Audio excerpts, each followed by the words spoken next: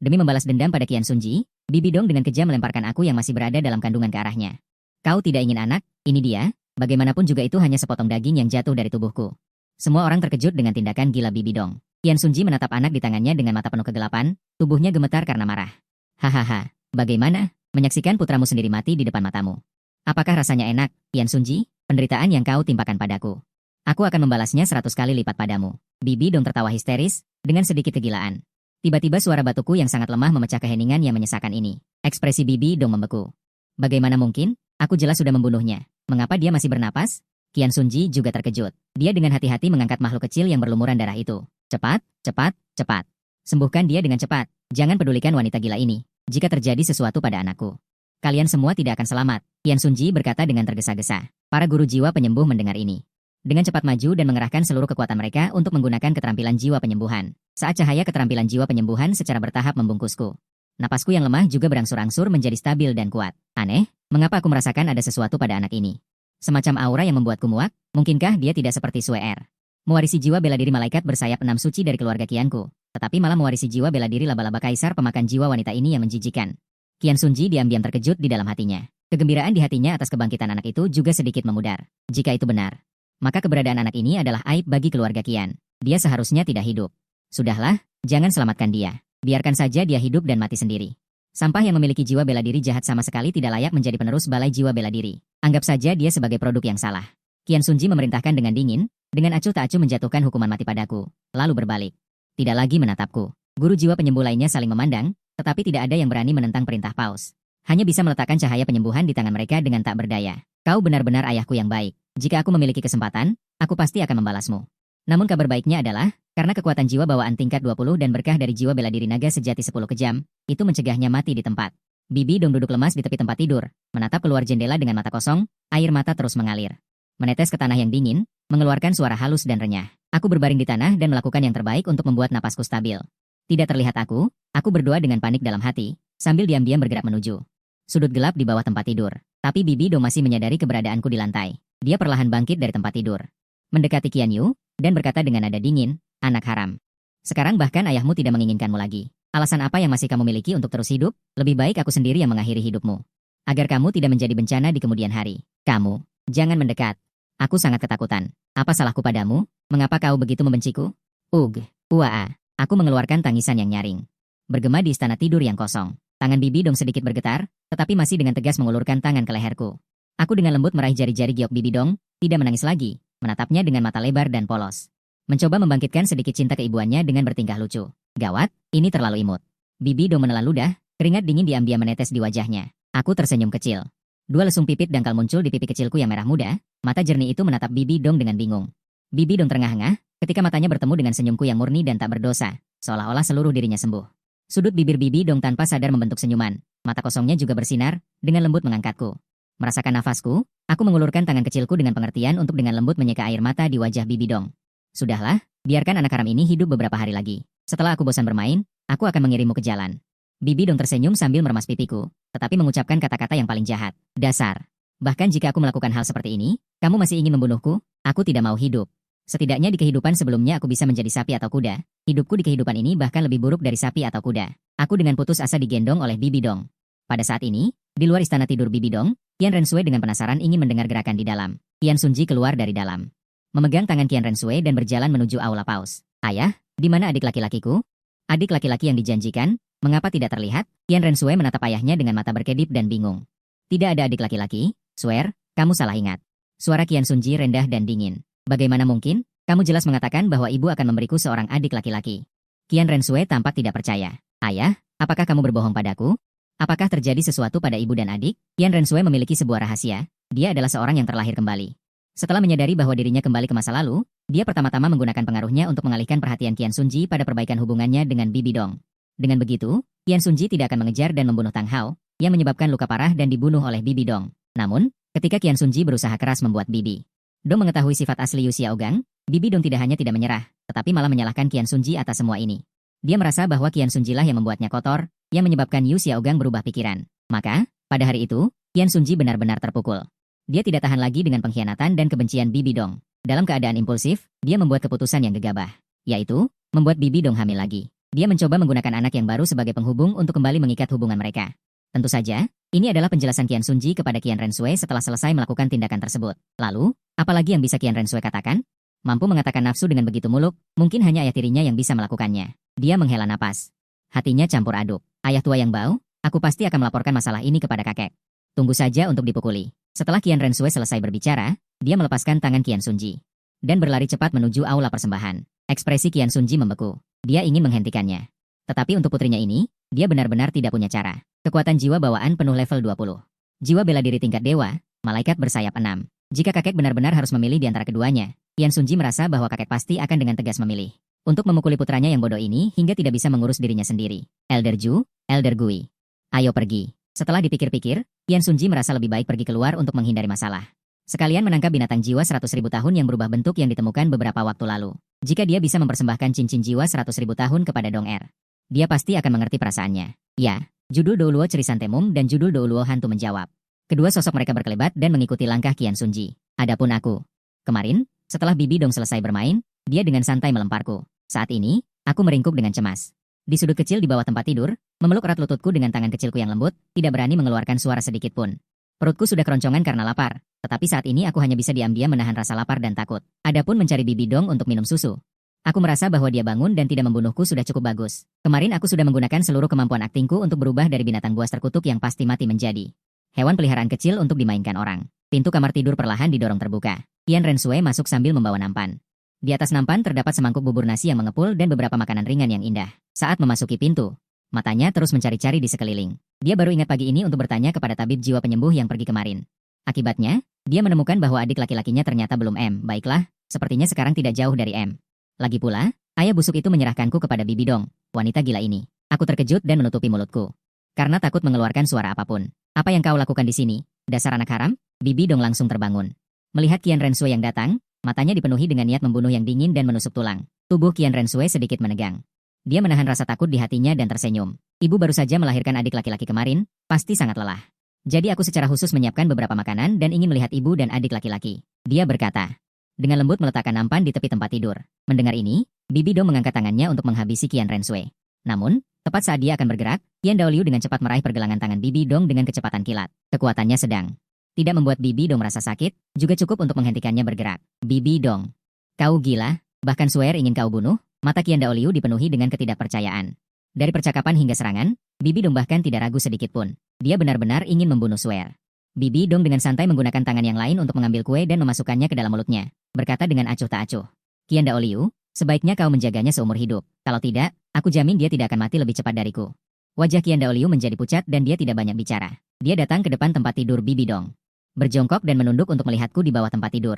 Aku dengan tenang berjongkok di tanah, tidak menangis atau membuat keributan. Mata besar yang berair menatap lurus ke arah Qian Daoliu. Melihat penampilanku yang cemas dan gelisah, Qian Daoliu tidak bisa menahan perasaan kasihan.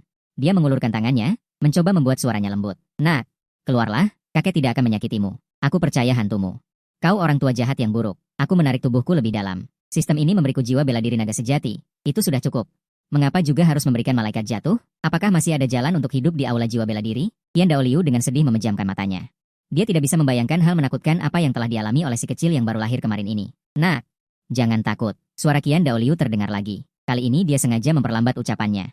Membuat nadanya terdengar lebih hangat dan ramah. Kakek adalah kerabatmu. Kakek akan melindungimu. Bibi Dong melihat ekspresi menyakitkan Qian Daoliu dan tidak bisa menahan tawa. Tawanya renyah dan merdu. Namun, dalam suasana tegang ini, terdengar sangat menusuk telinga. Qian Daoliu mengerutkan kening dan menatap Bibi Dong. Bibi Dong, apa yang kau tertawakan? HMPH. Berhenti bersikap munafik, Qian Daoliu. Lihat aura jahat pada anak itu. Aura itu lebih kuat daripada para pendosa manapun. Sebagai imam besar istana roh bela diri, kau harus segera memusnahkan benih jahat ini. Agar tidak membahayakan dunia di masa depan. Suara Bibi Dong sedingin es. Jadi, aku berevolusi dari hewan peliharaan kecil. Menjadi binatang buas terkutuk, wanita jahat, kau berubah pikiran secepat itu. Kemarin kau bermain denganku begitu lama. Jika kau berani membunuhku sekarang, dasar penyihir tua, atau tunggu sampai aku dewasa. Aku akan membuatmu tahu mengapa bunga itu begitu merah. Qian Daoliu terdiam, menatapku dengan tatapan rumit. Seorang pemilik roh bela diri pendosa muncul di keluarga Qian. Ini pasti akan menimbulkan pukulan besar bagi istana roh bela diri. Keyakinan teguh dari keluarga guru roh yang tak terhitung jumlahnya akan goyah karena ini. Bahkan dapat memicu perselisihan internal. Qian Renshui melihat perjuangan di mata Qian Daoliu dan cemberut tidak puas. Dia merangkak di bawah tempat tidur dan secara paksa menyeretku keluar. Aku berjuang mati-matian, tangan kecilku menampar dengan liar. Namun, Qian Rensue memelukku erat-erat. Qian Rensue melihat ekspresi panik makhluk kecil yang lucu di pelukannya. Hatinya sebagai seorang gadis muda hampir meleleh. Kakek, adik sangat lucu. Bisakah aku memeliharanya? Qian Rensue tertawa bahagia. Wajah kecilnya menempel di wajahku yang masih muda, seolah-olah air bisa menetes darinya.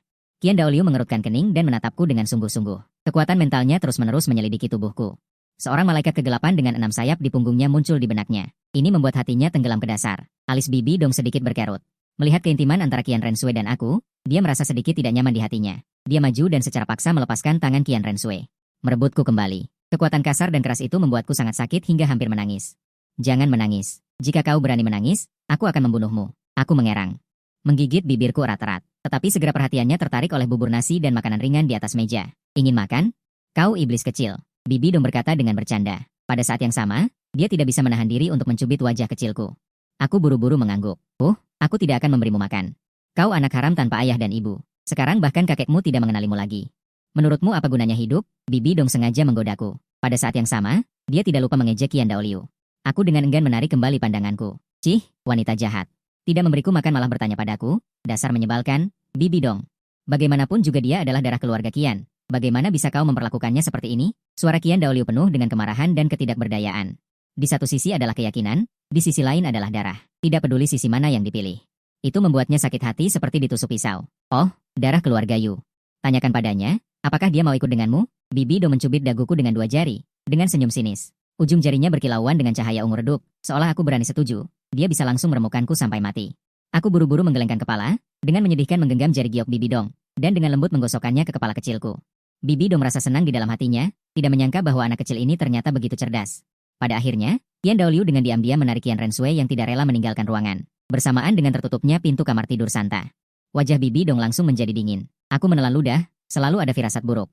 Kau baru saja disentuh oleh anak haram itu, kau harus dibersihkan dulu. Bibi Dong langsung mengangkat kaki kecilku dan pergi ke kamar mandi.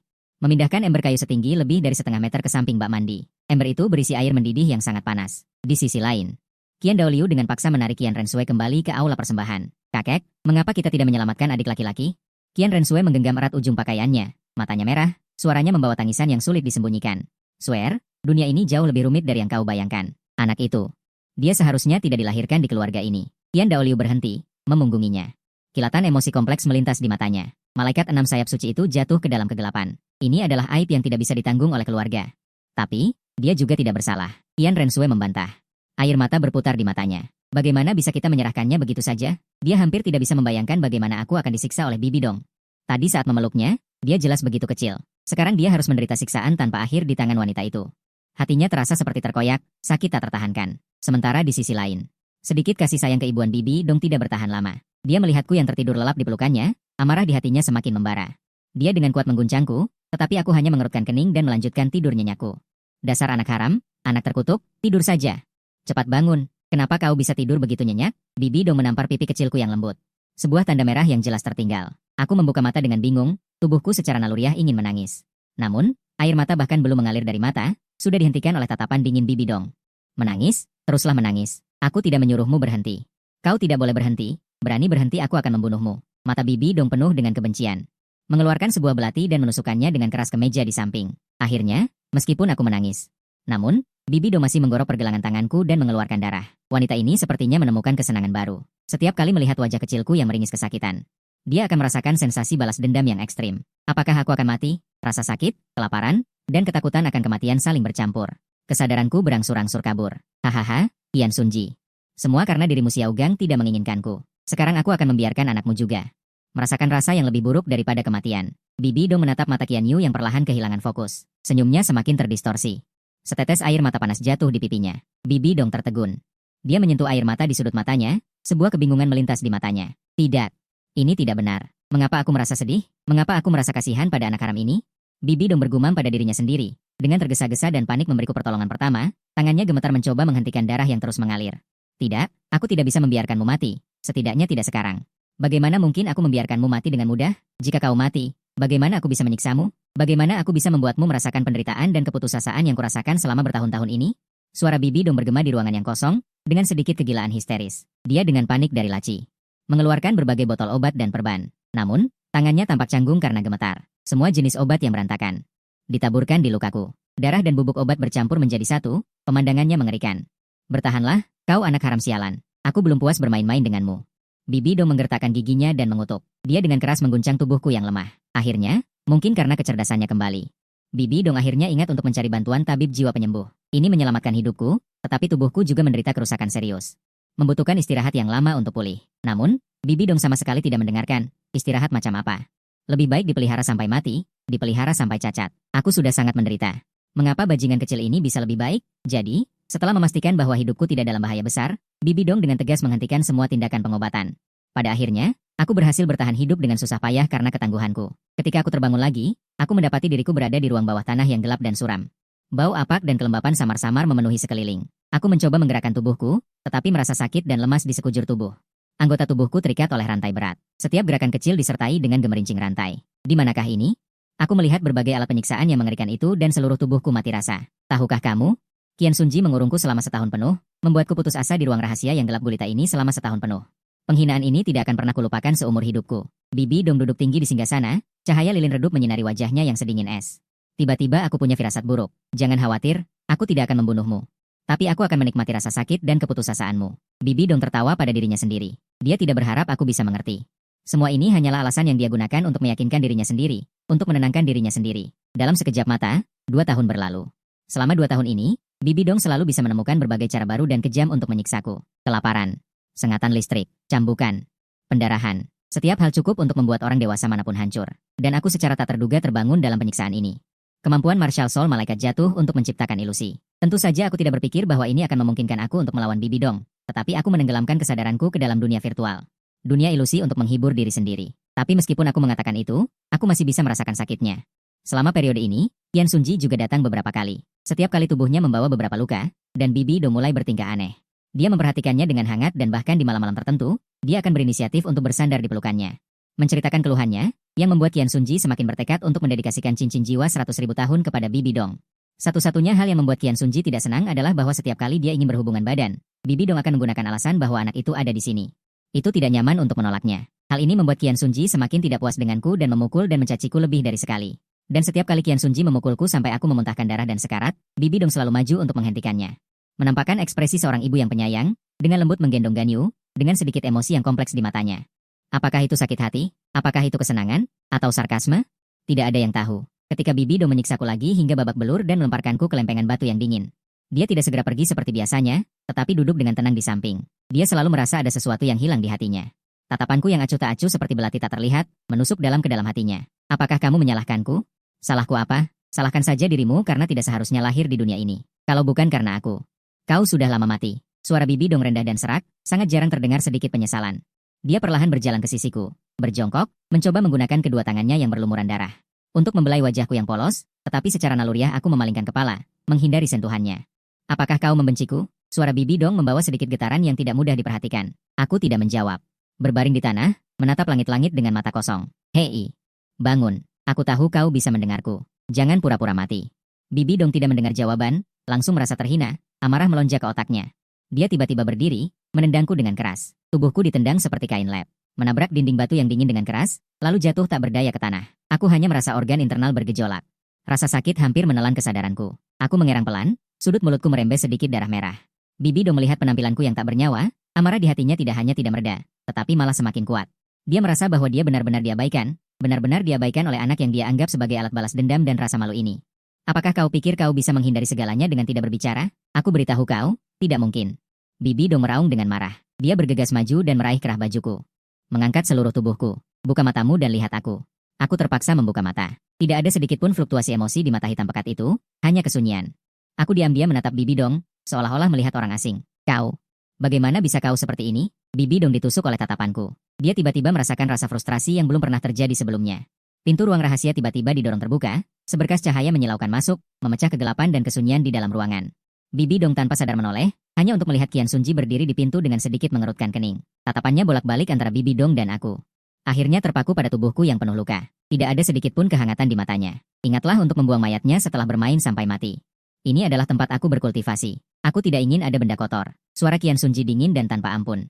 Seolah-olah sedang membicarakan sesuatu yang tidak ada hubungannya dengan dirinya. Bibi Dong mendengar ini, ekspresinya sedikit tidak bagus. Merasa bahwa semua yang dia lakukan hanyalah menipu dirinya sendiri. Qian Sunji sama sekali tidak peduli. Bibi Dong dengan santai melemparku seperti sampah. Melemparkannya ke sudut ruangan, berbalik dan hendak pergi. Tetapi tiba-tiba berhenti. Aku melihat cahaya redup dari celah pintu ruang rahasia. Pupil mataku yang kosong kembali mengumpulkan cahaya redup. Sial. Bibi Dong wanita gila benar-benar sakit jiwa. Aku merasakan sakit hebat di sekujur tubuhku, dan diam-diam mengutuk di dalam hati. Awalnya aku ingin menggunakan kelucuan untuk membangkitkan sedikit kasih sayang keibuannya, tetapi ternyata itu sama sekali tidak berguna. Pukulan yang seharusnya diterima, tidak ada yang terlewat, karena tidak bisa melawan. Aku hanya bisa membenamkan diri dalam dunia ilusi untuk mengalihkan perhatianku, tetapi rasa sakit yang seharusnya ada tetap menimpaku tanpa berkurang sedikit pun. Kamu terluka. Bibi Dong muncul di depan Qian Sunji, membantunya duduk di samping. Nada suaranya mengandung sedikit kelembutan yang sulit dideteksi. Qian Sunji sedikit terkejut, dan langsung merasa bahwa luka yang dideritanya sangat berharga. Maaf, Dong Cincin jiwa 100.000 tahun yang kujanjikan padamu sepertinya perlu ditunda. Qian Sunji menggelengkan kepalanya sedikit, wajahnya sedikit malu. Dia tidak menyangka Ayin akan begitu tegas.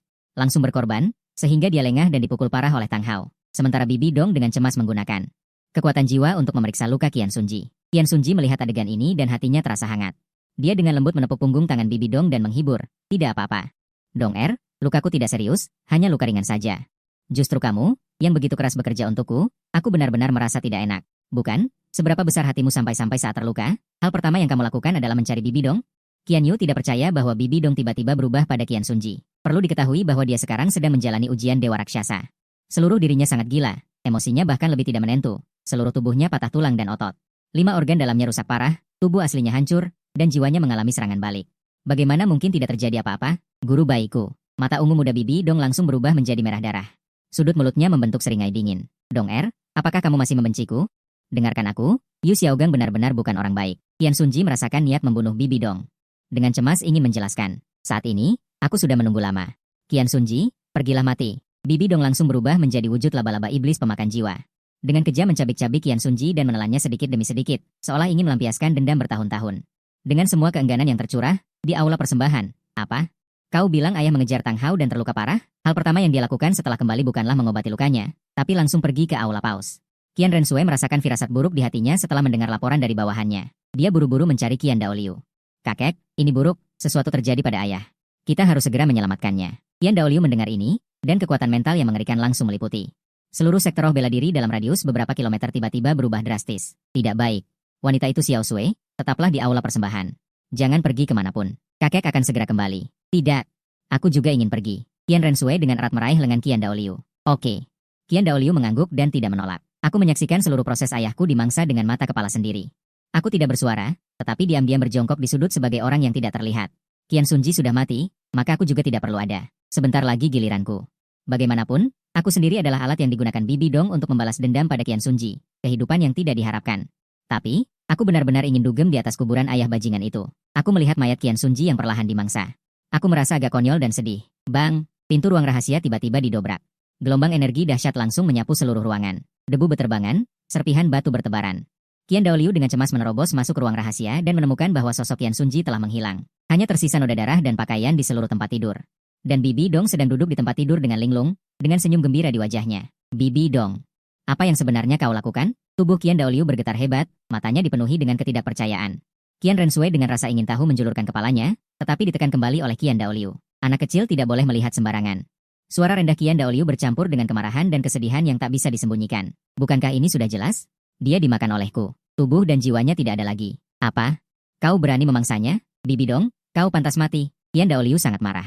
Pedang suci malaikat terkondensasi dan menebas ke arah Bibi Dong. Kecepatan keduanya sangat cepat.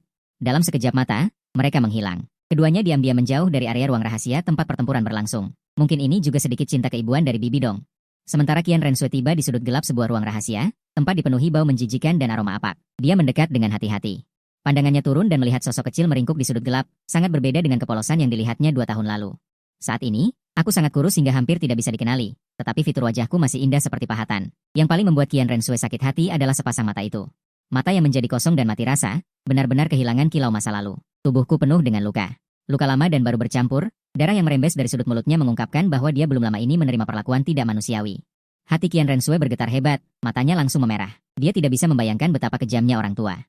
Hingga membiarkan anak mereka menderita siksaan yang begitu tidak manusiawi. Adik, apakah kau baik-baik saja? Maafkan aku. Kakak terlambat datang. Suara Qian Rensue tercekat. Tangannya gemetar ingin menyentuhku. Tubuhku secara naluriah menghindari sentuhannya. Qian Renshui merasa hatinya sangat sakit, seolah-olah dicabik-cabik ribuan pisau. Dia menyesal. Seandainya dia bisa lebih bersikeras saat itu, memelukku lebih erat. Mungkin semua ini tidak akan terjadi. Penyesalan menghantam Qian Renshui seperti air pasang. Dia berlutut di depanku. Air mata jatuh tanpa suara, tetapi aku berpikir untuk segera melarikan diri sekarang. Jadi aku merasakan luka di tubuhku. Menyadari bahwa apalagi berlari, bergerak sedikit saja terasa sangat menyakitkan. Di sisi lain, pertempuran antara Bibi Dong dan Qian Daoliu juga memasuki tahap akhir. Qian Daoliu hanya menggunakan satu pedang, Bibi Dong bahkan tidak bisa menahan satu serangan pun. Bang tubuh lembut Bibi Dong menghantam dinding istana yang keras dengan keras. Kemudian jatuh ke tanah. PFFT seteguk darah meluap dari sudut mulutnya. Wajahnya pucat seperti kertas. Mengapa kau melakukan ini? Bagian mana dari putraku yang tidak pantas untukmu? Bahkan kali ini, dia terluka parah untuk membantumu mendapatkan cincin jiwa. Bibi Dong, bagaimana bisa kau begitu tidak berperasaan? Di mana keluarga Qian kami mengecewakanmu? Mata Qian Daoliu dingin, pedang suci malaikat di tangannya sedikit bergetar. Kemarahan di dadanya seolah hendak membakar segalanya. Tidak pantas? Apakah dia pantas? Bibi Dong mencibir, matanya dipenuhi kegilaan. Qian Sunjinya. Seorang munafik yang sangat palsu. Bahkan muridnya sendiri pun tidak dia biarkan. Siapa yang pantas untuknya? Qian Daoliu, berani kau bilang kau tidak tahu apa yang dilakukan putramu? Kau jelas tahu segalanya dengan jelas. Dan memiliki kemampuan untuk menghentikannya, tetapi apakah kau